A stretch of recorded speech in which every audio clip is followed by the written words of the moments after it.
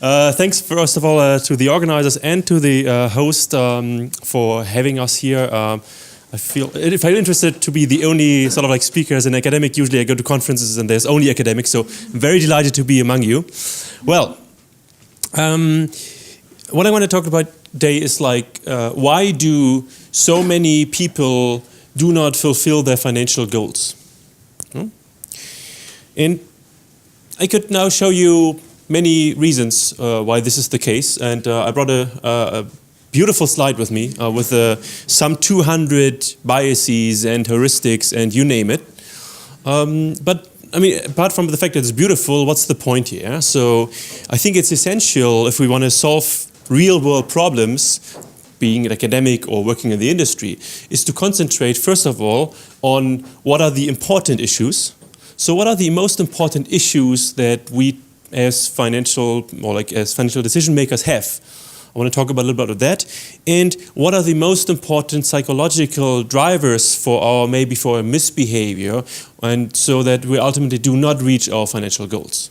No? So concentrate on the stuff that really matters. But I don't want to stop there. It's not enough to be the bad guy and tell us all the challenges and risks that we have and all the shortcomings we do because we are humans. I think we should also always try to come up with solutions. So the second part of my talk is about giving you two specific, concrete examples of how the major problems of financial decision making can be solved.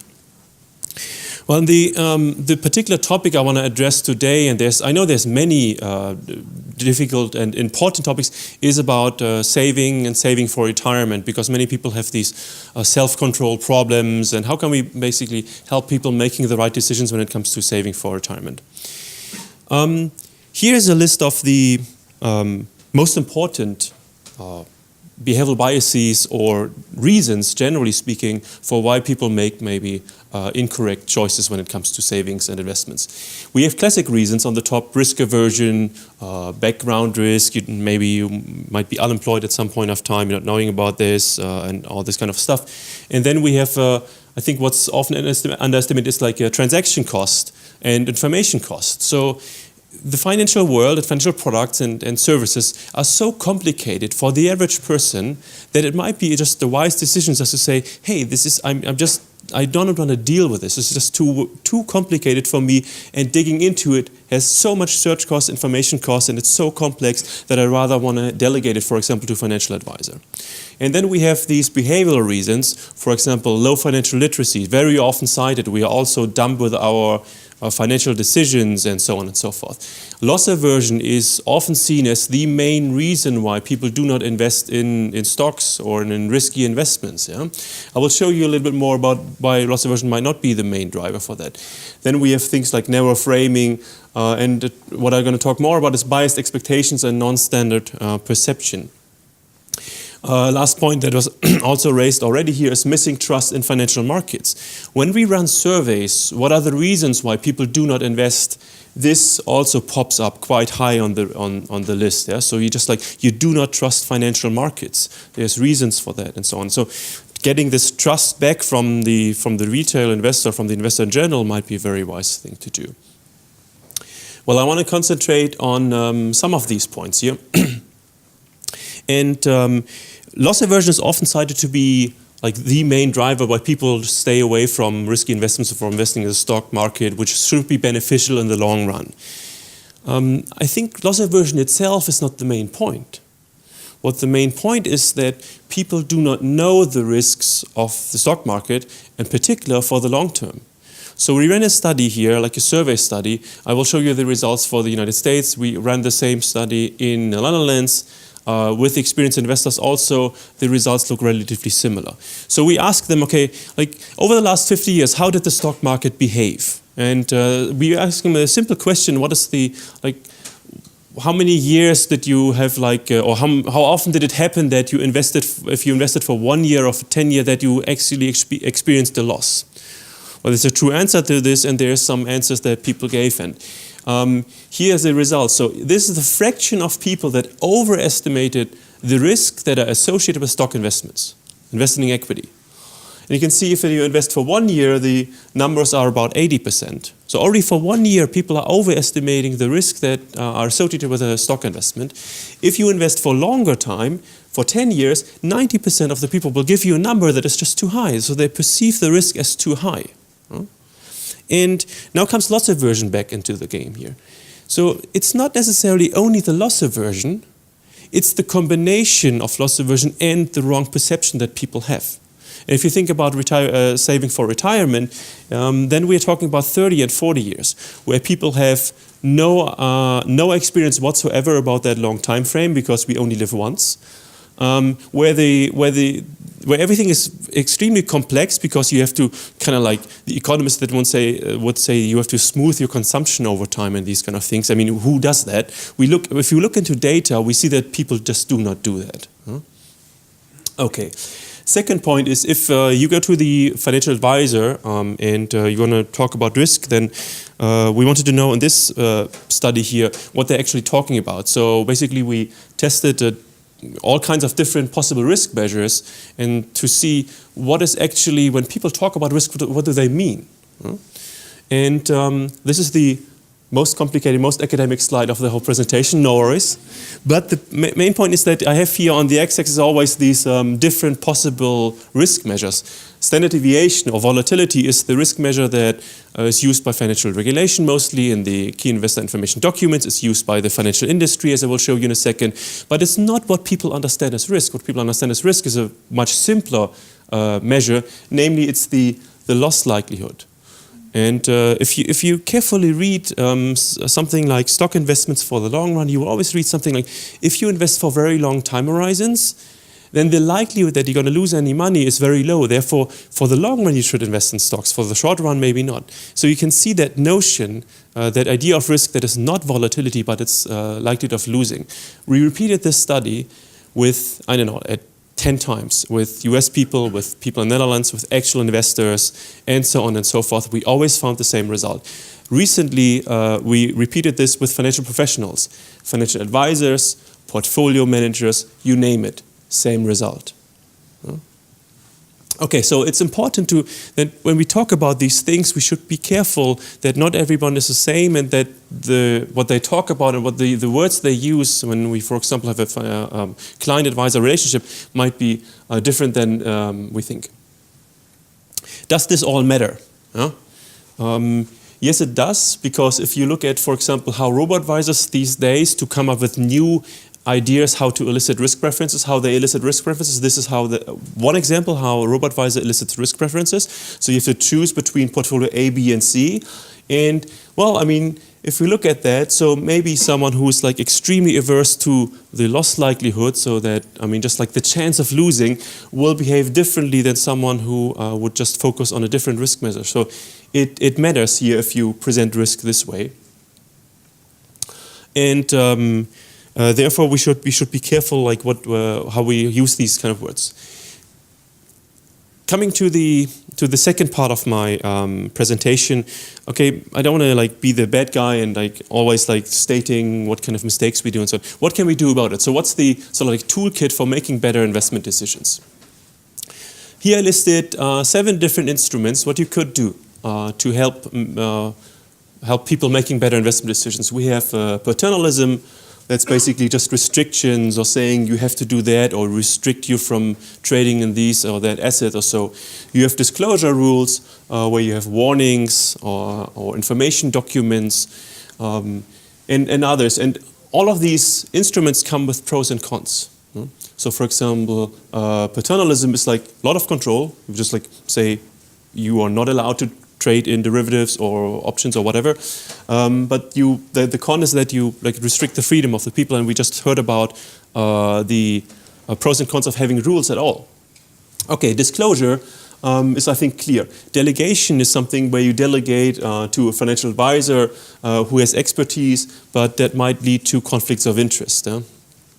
I want to talk mostly about the last 3. So about financial incentives. This would be, for example, matching. So you could come up like, I mean, if the government or the regulator thinks that people are not saving enough for retirement, you could sort of like having a matching scheme. The great news is like it has like some scope, but there's a recent study in Denmark where they had this matching principle. So they try to push a lot of money into the market, and if you were saving for retirement, they matched that. So from €1, let's say, that was spent in Denmark, how much basically was then spent, or like how much was saved more for every euro? You know the study very recently? It's 1 cent. $1, €1 that is put into, like, was basically spent as an expenditure, government expenditure, leads to 1 cent in additional savings. This is devastating, and above all, like, it also, like, it affects only those who already have some knowledge. It is not geared towards those who are most in need of the financial help here. Then we have financial education. In many countries we have now these discussions whether we should have financial education in schools. The United States started with this some years ago, educating school kids, what it means, compound interest, all that stuff. The results are super negative. Why? Because most people just forget after a while. Like after 1 year, I mean, I don't know, I now teach a course in the second or the third year, and I had the students in the second year, and I said, we had this 1 year ago. How many can remember?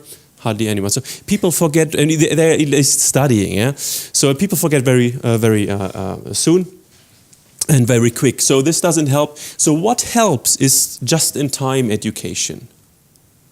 Where you just, like, when the decision is made, then you come up with the right tools. For example, video simulations or apps. I will show you this in a second. Last point, nudging. We talked about it. Choice architecture. This will be defaults, framing, anchoring. Pros, like it's very cost effective. It might lead to manipulation. So it's not always clear what is the good decision. Whether everybody should save more, it's totally unclear. Let me give you 2 specific examples of how these insights can be used. The first one is pensions dashboards. So researchers from Germany came up with the idea that many people just don't know how much they should save, how much they have saved, what their goal could be. So they came up with the idea of setting up these pension dashboards. So basically these are apps or software and websites you can access. Here's like various different examples of some providers. And so you can see how much you should save and what the possible retirement income is and so on. This seems to be a better way using this than the typical, I mean, I was working in the United States, and every quarter I receive like a letter from TIA-CREF how much basically I have in my savings account, but it doesn't give me a projection or all that, and I mostly throw these letters away. And we had some surveys what people do with this type of information. Yeah, not very promising. So this seems to be a more promising way. And when people started to use this dashboard, this pensions dashboard, the research has shown that it's unfortunately in German, but that's why I'm here to transfer the knowledge to the Netherlands. So if people started using this dashboard, it has a spike in additional savings. And I'm not saying that everybody should save more, I'm just saying that at least it induces some action. Let's look at this in a little bit more detail. So when using this dashboard, they were like 61% feel better informed. Well, not bad. And 57% claim they have a better knowledge. Now it's interesting. 25% stated they were afraid of the results. So they see, oh my God, I'm saving not much, not enough or so. Yeah. And 22% they were positively surprised. So I think it's important also to make clear that not everybody is the same, but putting the information on the table that is accessible, as easy as possible. What this pensions cockpit should do is like automatically from every employer load it into your app, so you don't have to scan it and send it in and type in some information. So all should be automatic, and then you can see, okay, how much you maybe should save.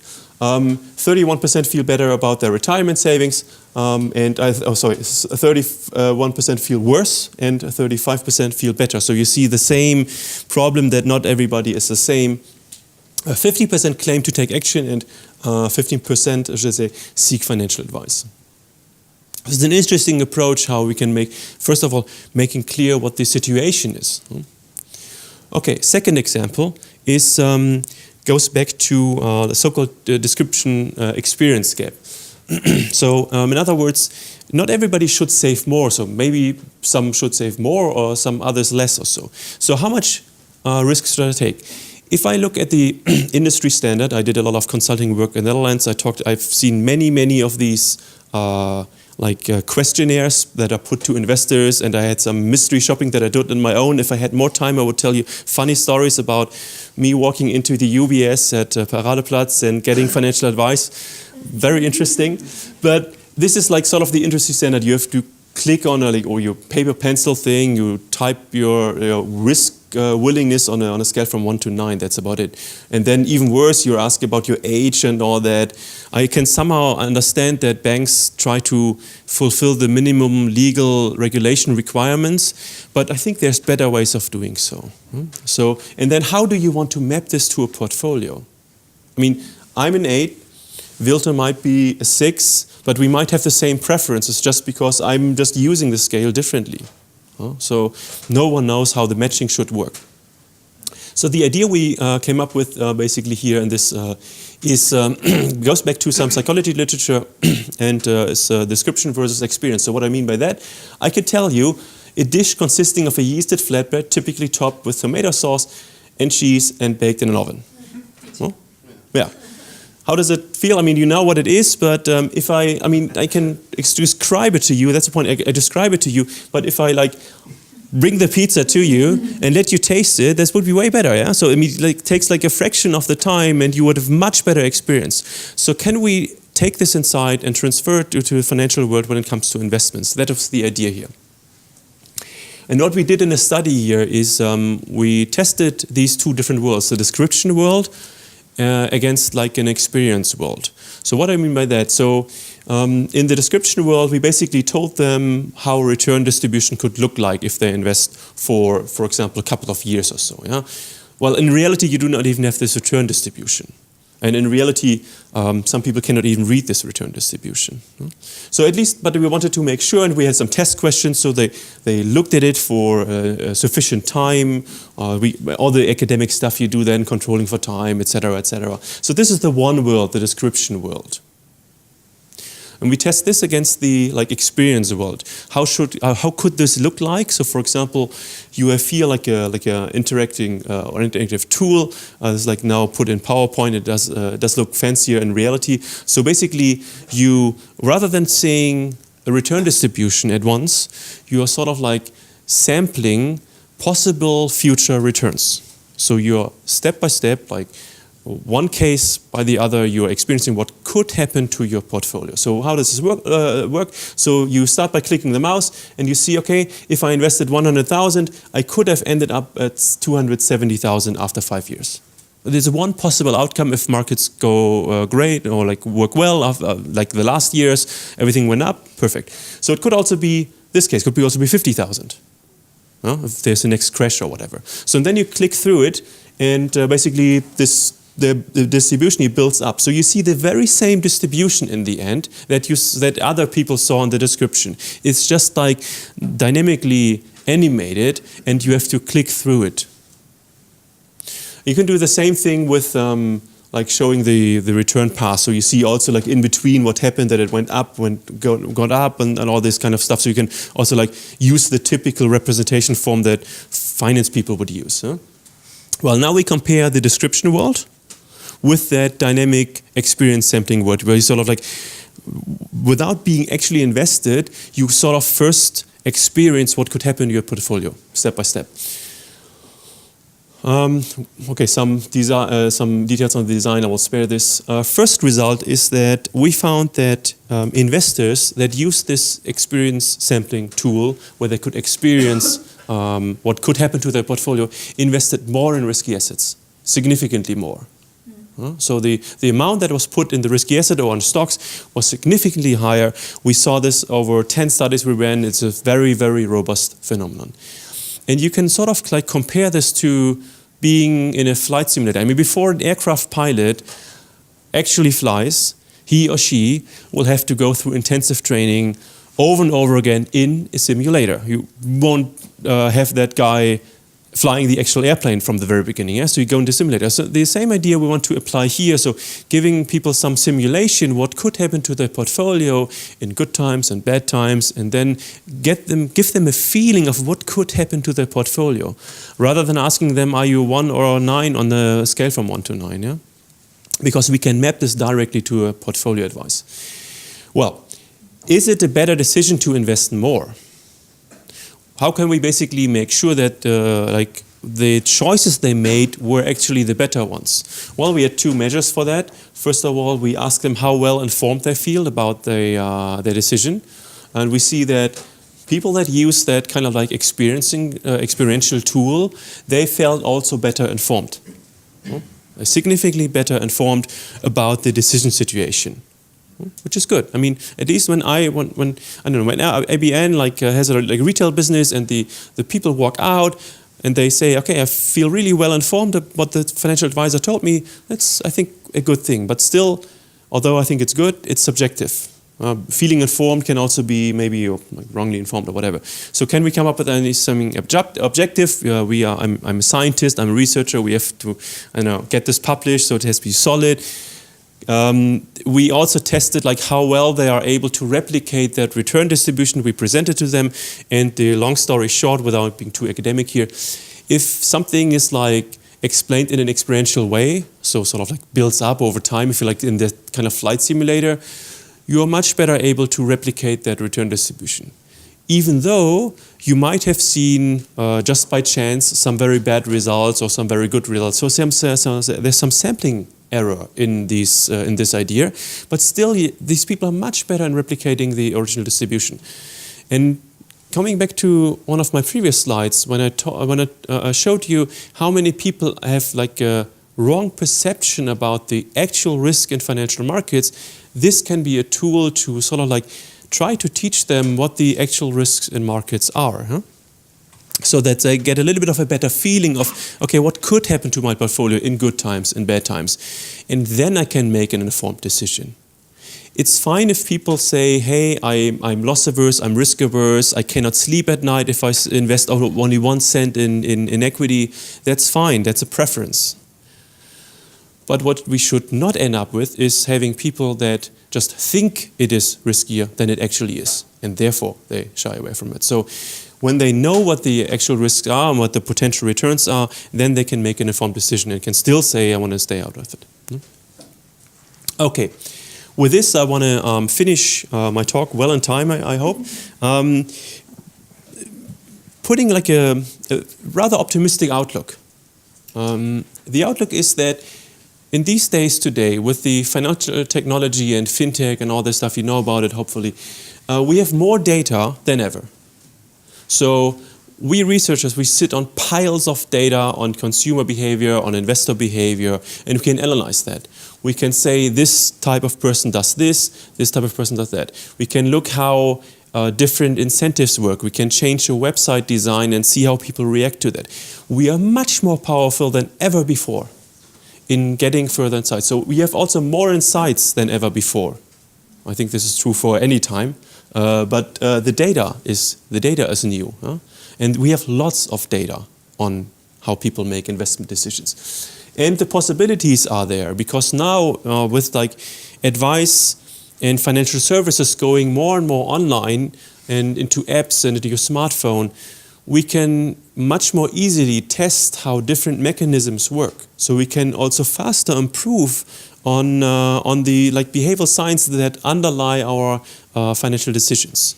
So I want to give a positive basically perspective on how we can solve this problem here, trying to make people better investors or helping them with their financial decisions.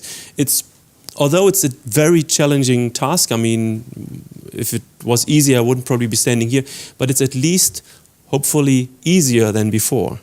And you can use these insights, and I think there's some others. With this, I want to conclude. Thank you very much for your attention. I'm looking forward to any of your questions.